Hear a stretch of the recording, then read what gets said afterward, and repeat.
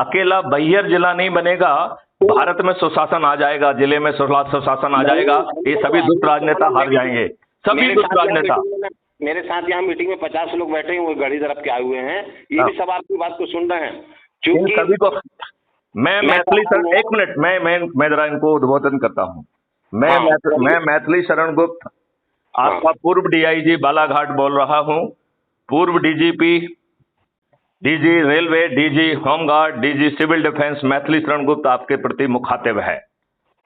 इन दुष्ट राजनेताओं के प्रति आप क्यों आसन्वित हैं, जो इतने दुष्ट हैं कि इन्होंने अपने देशवासियों के ऊपर 1857 की क्रांति को कुचलने के लिए अंग्रेजों ने जो दुष्ट व्यवस्था स्थापित की थी, इन दुष्ट राजनेताओं ने वही व्यवस्था आपके ऊपर थोप के रखी है।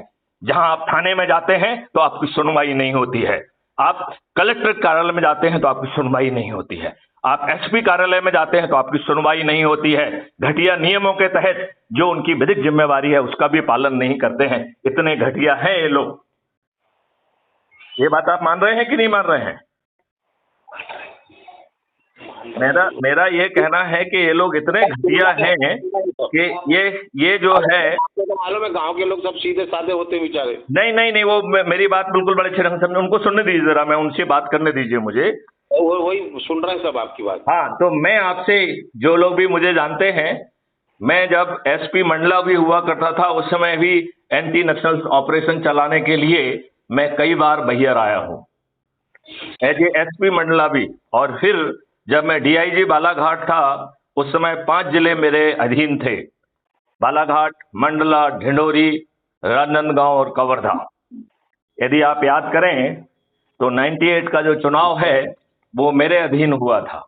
बुला लो उनको, और तो सबको बुला लो।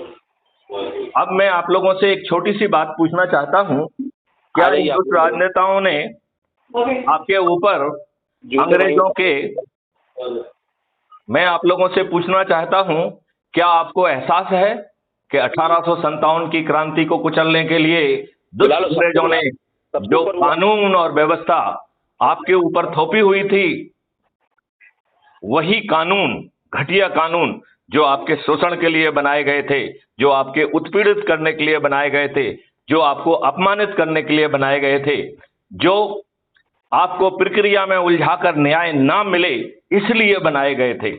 थाने में जाएं, आपका सिर फटा हो और आपकी एफआईआर दर्ज ना हो इसलिए बनाए गए थे। वही घटिया नियम कानून हमारे इन दुष्ट राजनेताओं ने आज भी हमारे ऊपर थोप के रखे हैं। इस बात का एहसास है आप लोगों को क्या? मैं आपसे पूछ रहा हूं, आपको इस बात का एहसास है क्या कि वही नियम कानून आपके ऊपर आज भी थोप के रखे हैं? मेरी बात का थोड़ा जवाब देंगे तो हमें बात करने में आनंद आएगा।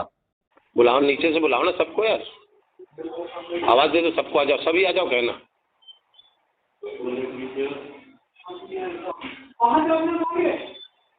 काय चाहे हो सब लोग हैं, सब इतने सारे लोग अपनी अपनी गाड़ी से।